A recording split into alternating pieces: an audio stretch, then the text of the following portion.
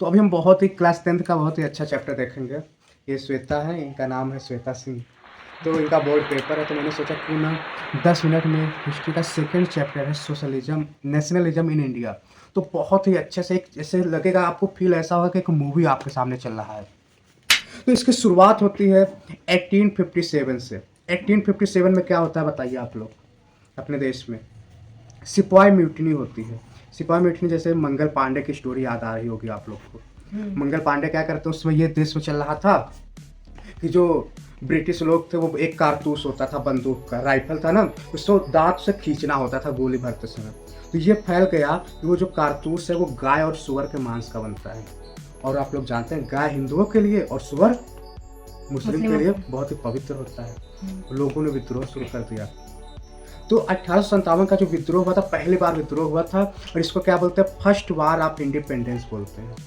तो आज़ादी का पहला बार, पहला युद्ध था ये। और लोग कहते हैं कि आज़ादी का जो बीज बोया गया था यहीं से बोया गया था। मंगल पांडे बहुत फेमस नाम है, ये नाम कभी मत भूलना। जब भी 1857 का रिवोल्ट आएगा तो मंगल पांडे आपको याद आएंगे।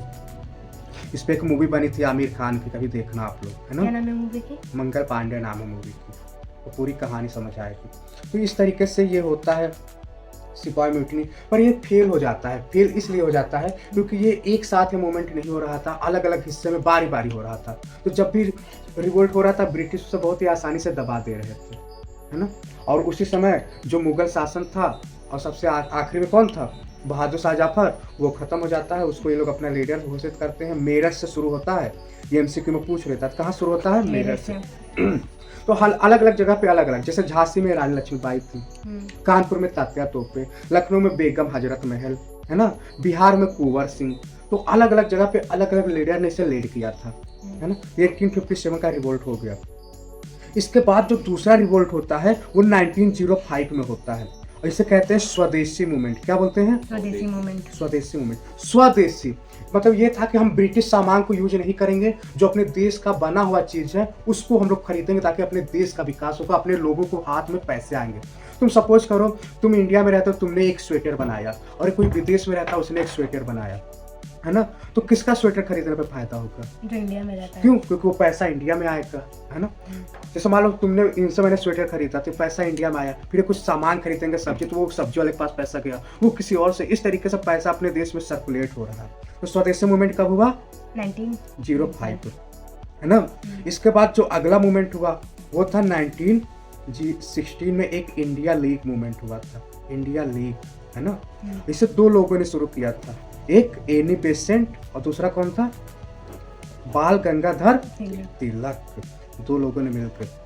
इसके बाद अब गांधी जी का एंट्री होता है 1915 में। इंडिया में गांधी जी का एंट्री होता है।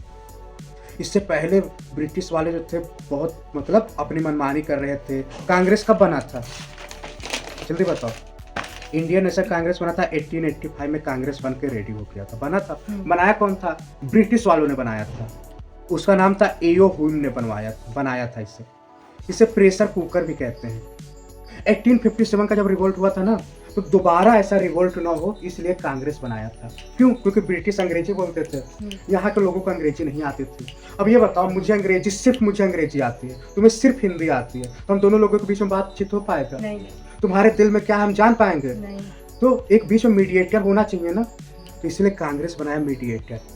कांग्रेस में कौन कौन लोग थे?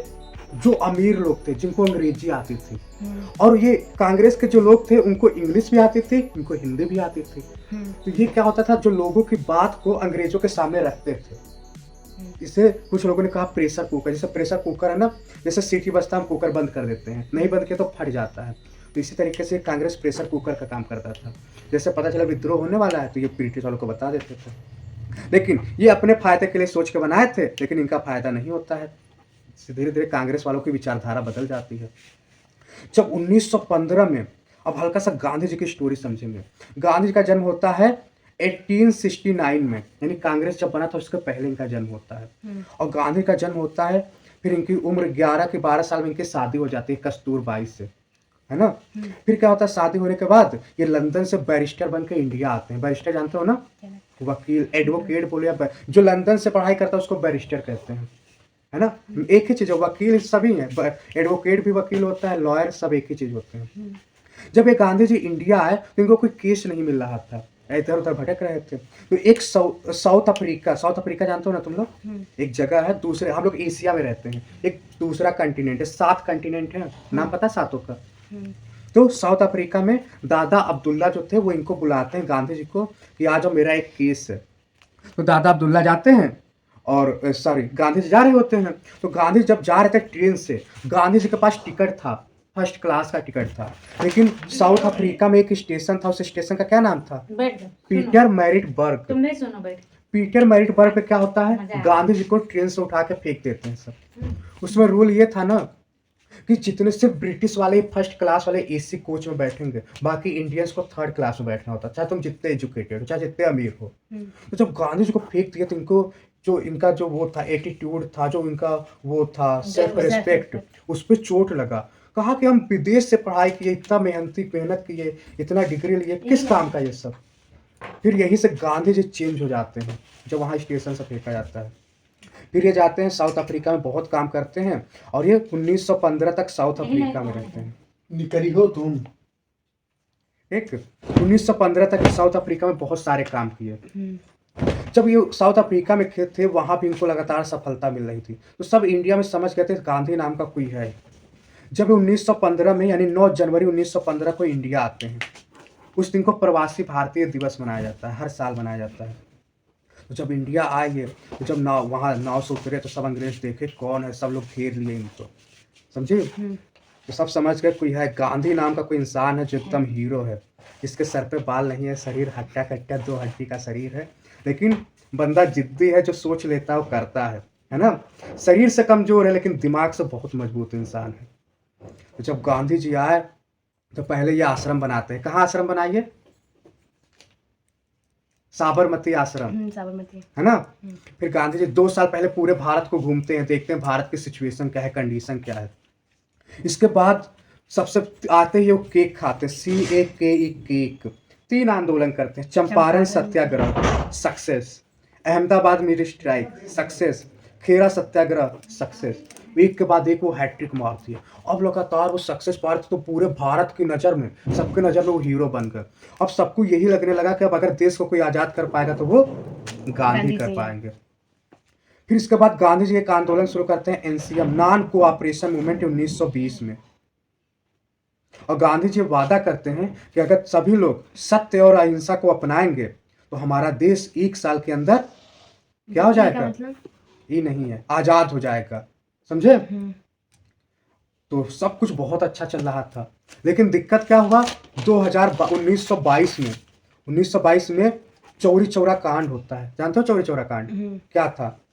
पुलिस स्टेशन पे आग लगा दी। गोरखपुर में एक स्टेशन था, पुलिस स्टेशन। उसमें लोग क्या करते हैं, बाहर से दरवाजा बंद करके आग लगा देते हैं और सारे पुलिस वाले मर जाते हैं झुलस के। और गांधी का सिद्धांत क्या था, सत्य और अहिंसा, मतलब किसी को मारना नहीं है। और वहीं से क्या होता है, इन्होंने इसको वापस ले लिया। पूरा देश इनके खिलाफ था, बंदा अकेले डटा रहा नहीं, आंदोलन वापस ले लिया। सोच ली, इतना जिद्दी इंसान थे।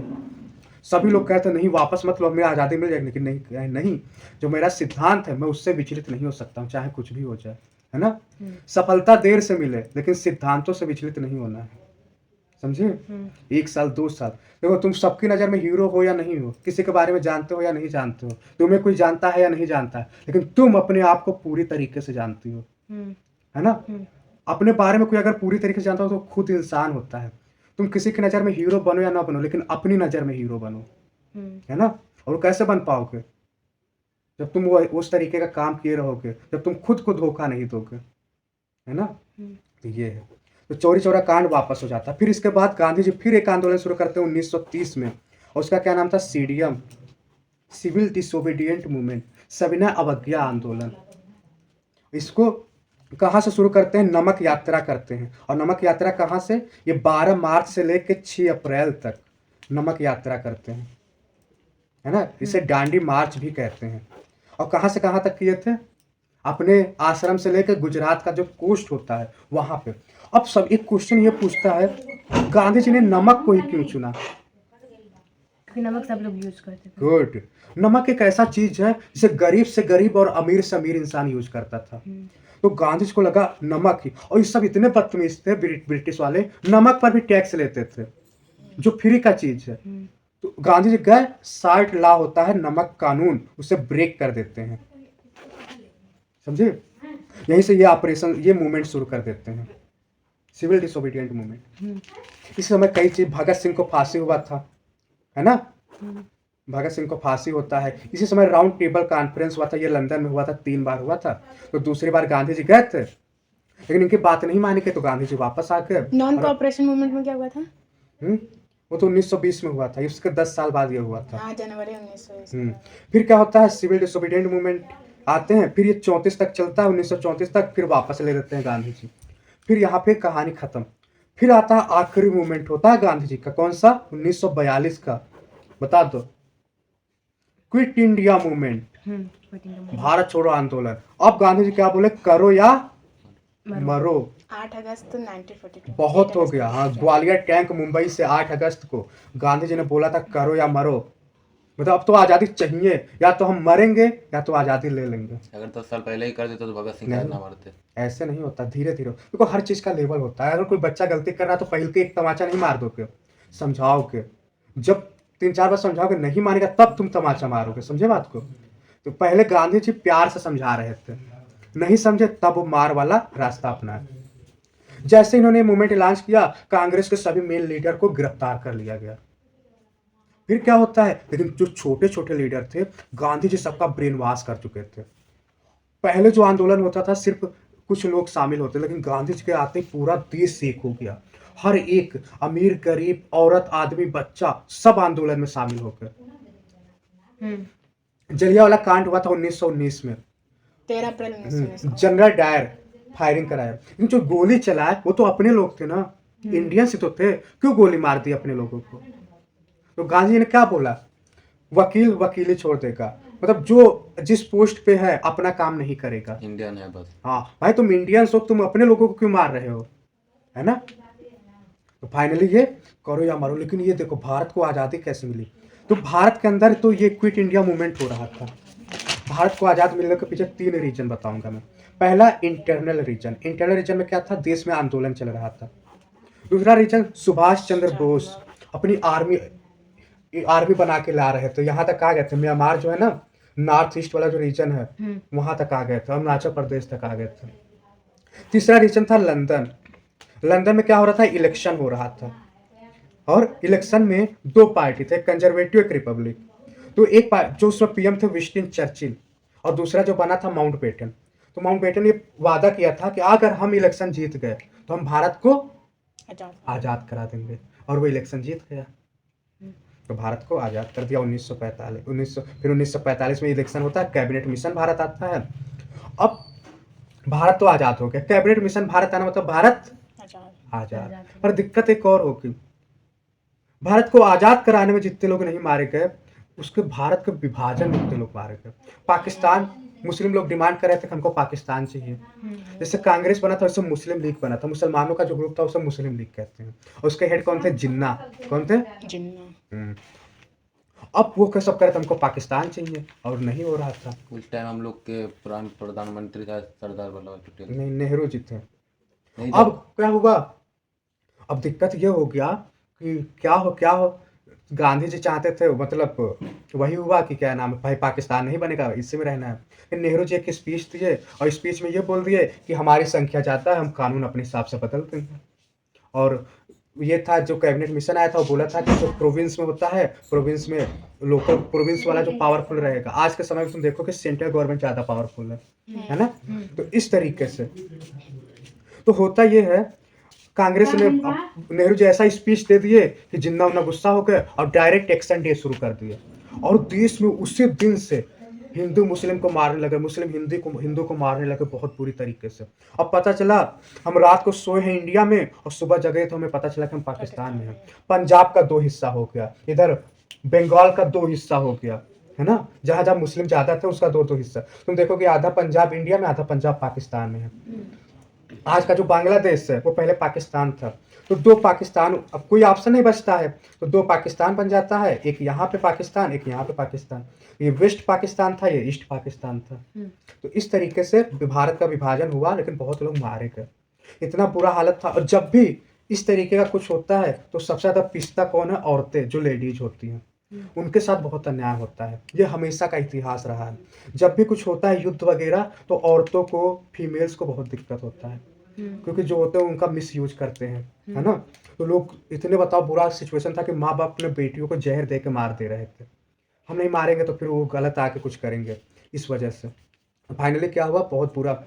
तो पाकिस्तान से जो हिंदू इंडिया आ रहे थे, जो आज लगता लाल किला देखती हो ना, वहीं पे एक कैंप बना था, बहुत लंबा कैंप बना था, सबको वहीं टिकाया जा रहा था। सोच लो, सबको जो भी आ रहा था यहीं टिका दे रहे थे, और धीरे धीरे सबको घर मिला। सोचो, जो पंजाब में पहले रहता था उसके पास इतना बीघा जमीन था, यहाँ आके गरीब हो गए, कोई ऑप्शन नहीं था, सब आके यहाँ रिफ्यूजी बन गए। तो इस तरीके से भारत इंडिया का विभाजन हुआ। फिर क्या हुआ, चलो विभाजन हो गया, फिर क्या हुआ, संविधान, देश को चलाने के लिए क्या चाहिए? संविधान। तो संविधान के लिए कमेटी बैठाई गई। तो हमारा संविधान 2 साल 11 महीने 18 दिन में बनके तैयार हो गया था, और हमारा संविधान 26 नवंबर को 1949 को बन के तैयार हो गया था। लेकिन इसको 2 महीने बाद लागू किया गया था, 26 जनवरी 1950 को लागू किया गया। और इसीलिए हर साल हम लोग 26 जनवरी को क्या मनाते हैं? रिपब्लिक डे, क्योंकि इसी दिन संविधान लागू हुआ था, है ना। तो ये था। फिर जब संविधान लागू हो गया तो 1951 में पहली बार इलेक्शन हुआ, और नेहरू जी पूरे बहुमत के साथ पीएम बन के भारत के पहले प्रधानमंत्री बनते हैं। अब लोग कहते हैं वल्लभ भाई पटेल को ही पीएम बनना था, लेकिन उनकी डेथ हो गई थी 1950 में। जब उनकी डेथ ही हो गई थी सरदार वल्लभ भाई पटेल की, तो इलेक्शन में कैसे उठेंगे? तो कुछ लोग बेवकूफ़ों की तरीके से बोलते पीएम उनको बनना था, उनको बनना था। सुभाष चंद्र बोस को फांसी हुआ था 1930 में। सब लोग कहते हैं गांधी जी की गलती से फांसी हुआ था, ऐसा नहीं था। सुभाष चंद्र बोस ने जब साइमन कमीशन इंडिया आया था, तो साइमन कमीशन का नारा लग रहा था ना, साइमन गो बैक, काला झंडा दिखा रहे थे, सभी लोग प्रोटेस्ट कर रहे थे। तो एक थे लाला लाजपत राय, इन पे लाठी चार्ज हो जाता है, एक ओपी स्कॉट नाम का था, इन पे लाठी चार्ज करवा के मरवा देता है। तो भगत सिंह, राजगुरु, सुखदेव और इनके सारे दोस्त मिलकर प्लान करते हैं कि इसको हम लोग जिंदा नहीं छोड़ेंगे, बदला लेंगे इससे, और इसको मारने के लिए जाते हैं ओपी स्कॉट को, क्योंकि उसने लाठी चार्ज का ऑर्डर दिया था। और लोग गलती से किसको मार देते हैं? सैंडर्स को मार देते हैं। और सैंडर्स को मार दिए, और क्या हुआ, उसके लिए उनके ऊपर कॉन्स्पिरेसी, कौन सा, लाहौर कॉन्स्पिरेसी केस चला, उसके लिए उनको फांसी हो गया था। समझे? तो ये पूरी कहानी है तुम्हारी।